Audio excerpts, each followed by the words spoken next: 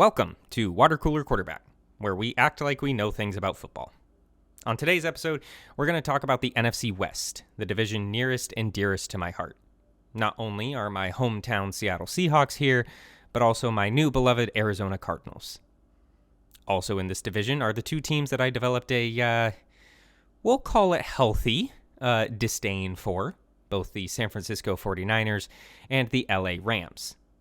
But we're going to try and be objective today as we break down this division. Now, at one point, not too long ago, the NFC West was considered one of the NFL's best divisions. I distinctly remember folks thinking that the NFC West could have been the first division to have all four teams make the playoffs with the new expanded playoff format. And they nearly did in the 2021 season, except for the Seahawks falling just short because of Russell Wilson's hand injury. Now, though, well, let's take a look. First off, let's go ahead and talk about the Arizona Cardinals. Now, the Cardinals are in full-on rebuild mode. They have a lot going on, there's a lot of chaos, and some new faces around. New head coach, Jonathan Gannon, former defensive coordinator of the Eagles, who played in the Super Bowl last year, so that's got to be pretty good, right? And a defensive-minded head coach taking over for a offensive-minded head coach in Cliff Kingsbury seems like a welcome change of pace. Now, I'll admit I was a little nervous when Jonathan Gannon was shooing his way into everybody's hearts. But seeing him in practice and press conferences and stuff like that, I'm actually feeling a lot better about him. He seems like he's got a good handle on things and has the team moving in the right direction. There's also new GM Monty Ossenfort, who on draft night was wheeling and dealing. Managed to take the Cardinals back from the third pick in the draft all the way back to the 12th, and then go back up to the 6th and still nab the offensive tackle that they wanted in the first place, Paris Johnson Jr. Now, this also netted them a first-round pick next year from the Houston Texans, which, if history is any indication, should be a pretty good draft pick. Now, this offense has and will continue to run through Kyler Murray. Unfortunately, as he is still recovering from his ACL tear of last year, he won't be back for the start of the season. And it's honestly up in the air as to whether or not he'll be back even halfway through the season. We're going to have to fare without him for some time. Now, a talent-starved offense is one thing, but a talent-starved offense without your franchise quarterback is a whole nother situation. Losing DeAndre Hopkins certainly is not going to help. On the defensive side of the ball, things are changing over there too. In the last couple of years, the Cardinals have lost guys like J.J. Watt, Chandler Jones, Byron Murphy. Budda Baker had requested a trade. That seems to be going a little bit better now, but all in all, this defense is not the defense that it once was. Now, in the draft, the Cardinals did address some areas of need. They took guys on every level of the defense, 2 defensive linemen, 2 linebackers, and even a defensive back. And on offense, they took some offensive weapons like wide receiver Michael Wilson. So hopefully, we're filling in some pieces with some young talent that'll be here for a while. Now, I'm going to be honest. The immediate future for the Arizona Cardinals does not look great. I hesitate to do this before the season even starts, but we might be calling this a gap year for them. That said, they did amass some capital for this year's draft and next year's draft. So maybe looking forward to 2024 for them to be competitive is a little more realistic. Kyler Murray should be healthy by then. Some key pieces should be more established. Jonathan Gannon will have a year under his belt. And all will be smooth sailing, he said. Hopefully. Now let's go ahead and talk about the LA Rams. Did anyone else just forget about the Rams last year? After winning the Super Bowl, they amassed only 5 wins. 12 losses. That's the worst record of any defending Super Bowl champ. Ever. That's only one more win than these lowly Cardinals. But, let's be honest, injuries absolutely destroyed the LA Rams last year. Matthew Stafford was going into the season with a lingering elbow injury, something that the team kind of tried to play down. And they did well, too, because I drafted him in fantasy and lived to regret it. But Stafford wasn't the only one with injuries. The entire offensive line was decimated. And they lost Andrew Whitworth to retirement after the Super Bowl win. And on top of all that, the star wide receiver, Cooper Kupp, he was injured as well. Both he and Stafford only played in 9 games last year. That's half the season. If those two can stay healthy, I think their offense should be back to tip-top form. Are we talking Super Bowl form? I don't know. But probably going to be better than it was last year. Now, looking forward to this year, on the defensive side of the ball, the Rams have lost quite a few guys. Bobby Wagner, Jalen Ramsey, Leonard Floyd, all are gone. That said, with the picks that they did have in the draft, the Rams absolutely loaded up on the defensive line. Looking to rush the passer seems to be an absolute necessity in the NFL going forward. And where some people would say that the Rams seem to be tanking, I take issue with that. I don't think you can be tanking with Aaron Donald on your defensive line. If you were tanking, you would trade him away for any draft picks you can get. Aaron Donald is Aaron Donald, you guys. He is going to be a force to be reckoned with, and the defense of the Rams should be back to where it was, or at least somewhat of what it was. Look, the Rams sold out for a Super Bowl, and they got one. It worked. The plan was a success. And at the end of the day, I'm sure they miss those first-round draft picks that they gave up, but as soon as they slip that Super Bowl ring on their finger, I think that sorry feeling goes away. That said, it's time to pay the price for that now. They gave up a bunch of draft picks to go get star guys, and now that those star guys are gone or missing, they have to fill in those spots. But with what draft picks? See, that's the unfortunate thing about the way that they went about things. Looking towards the future, I'm not sure that they will take that approach again. Maybe they will. I mean, it worked the first time, but I'm not 100% certain that they want to be just throwing their draft picks around like they have in the past. But let's take a look at the rest of the NFC, because at the end of the day, all that matters is making the playoffs. And there's several teams that I think that the Rams, so long as they can stay healthy with Stafford and Kupp and Aaron Donald, I think that they can hang in with a lot of teams. Lions, Vikings, Cowboys, Seahawks, basically anybody in the NFC South. I think that they can keep up with these teams.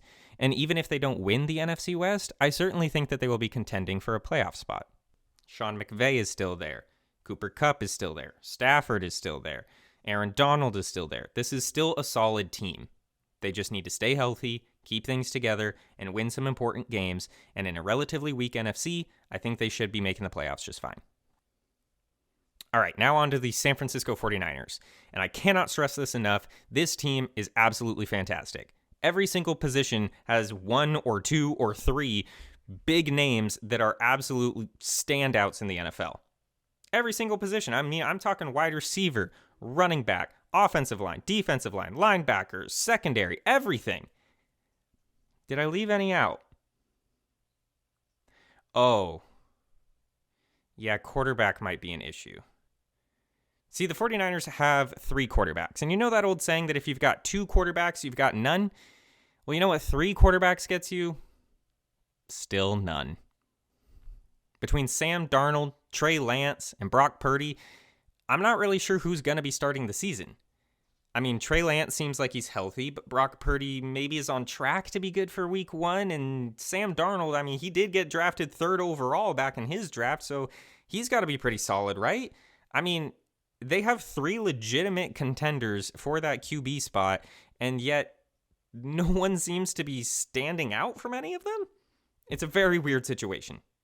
But at the end of the day, on the offensive side of the ball, it may not matter who plays quarterback. Because as long as you can get the ball into the hands of Brandon Ayuk, George Kittle, Deebo Samuel, Christian McCaffrey, etc., you should be just fine. I think any of those quarterbacks, Lance, Darnold, Purdy, I think they can all get that job done, and that offense can run as seamlessly as it did last year. But let's take a look at their 3 quarterback options real quick. Sam Darnold, famous for seeing ghosts up in New York, was drafted 3rd overall back in 2018 and is now on his 3rd team in just 6 years. That's not a great sign, but honestly, if any team can make Sam Darnold work the way he was supposed to all along, I think it's the 49ers. And then there's Trey Lance, who was also taken 3rd overall in the 2021 draft. But he's barely seen the field since then. He got hurt, taking him out for the season in week 2 of last year. And in the one game he did play, he lost to Chicago.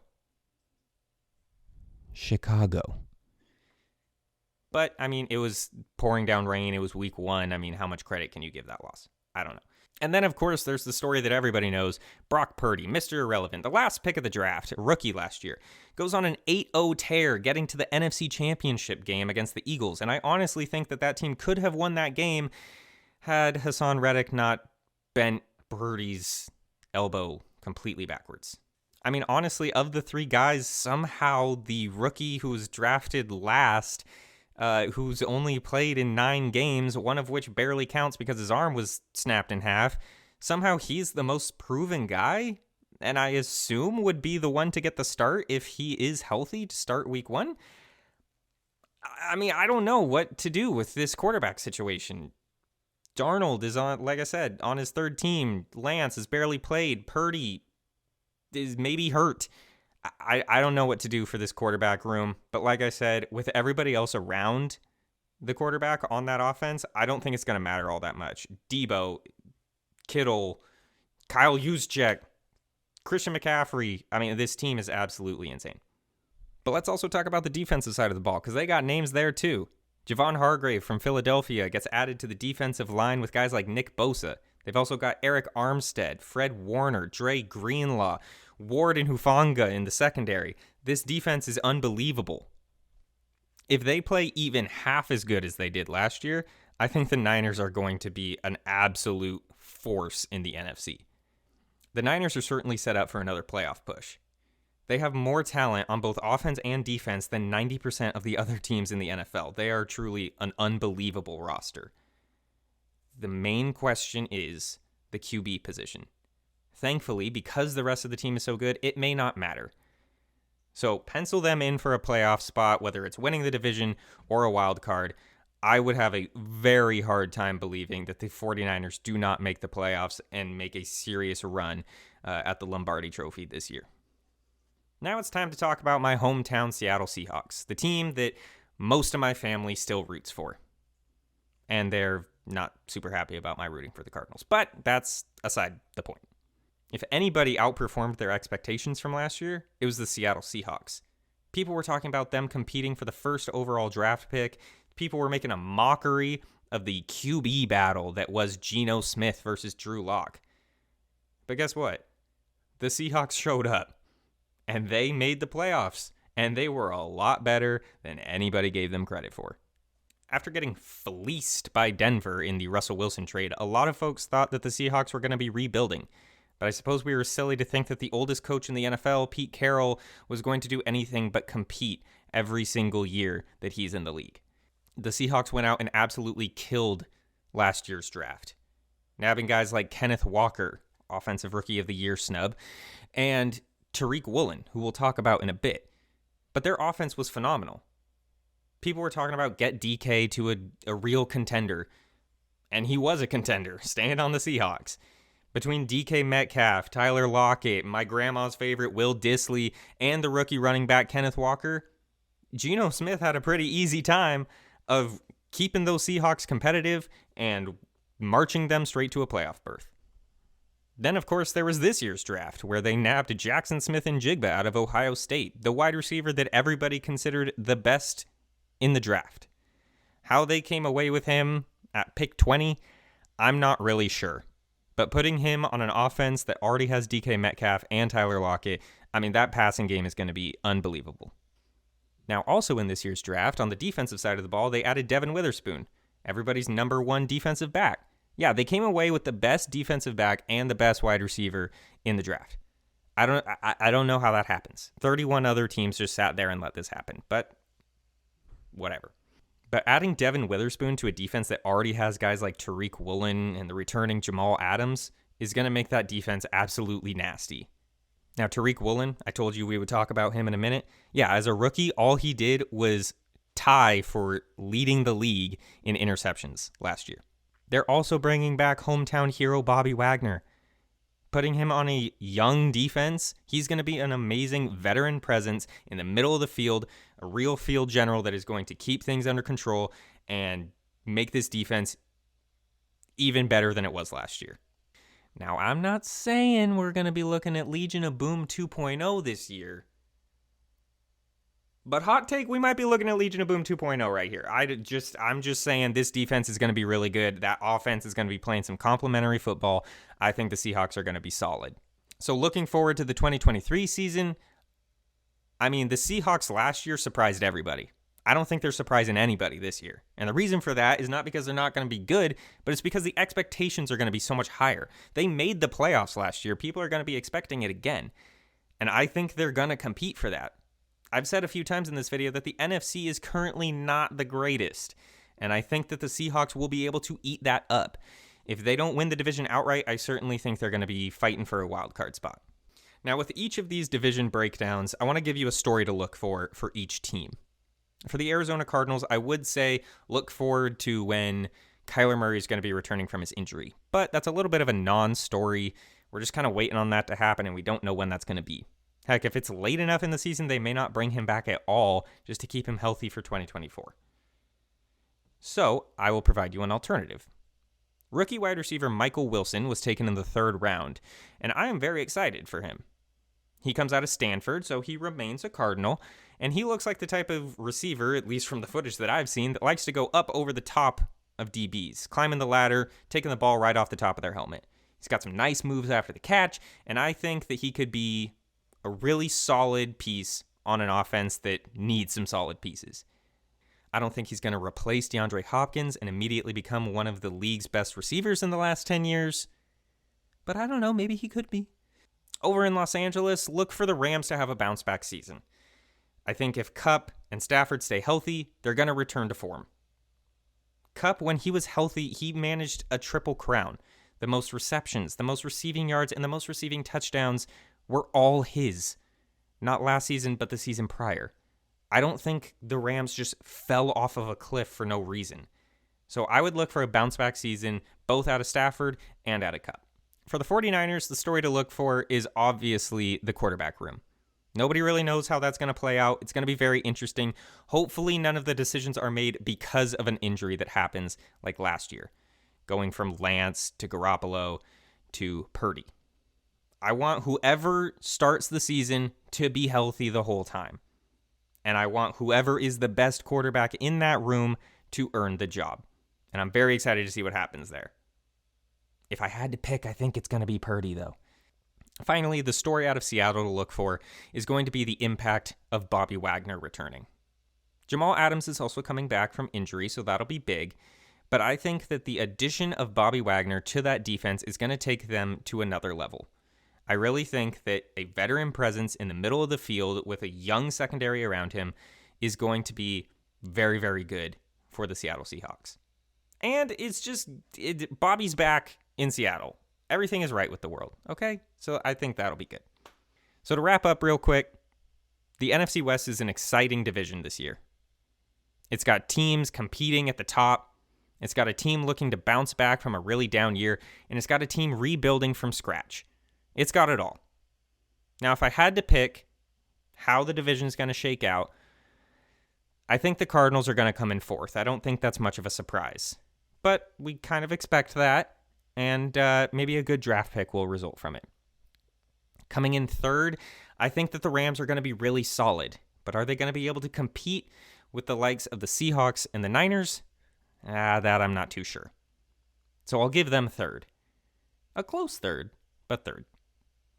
Now, for the top spot, it's a tough call. But I just think that the San Francisco 49ers have the best all-around team in the division. The Seahawks will be a very close second, and I have no doubt that they'll be making the playoffs. But I think the Niners are going to squeak out the division and take it all away. So, thank you all very much for watching the very first episode of Water Cooler Quarterback. I want to thank everybody who is supporting me in this. I think it's going to be a really good time.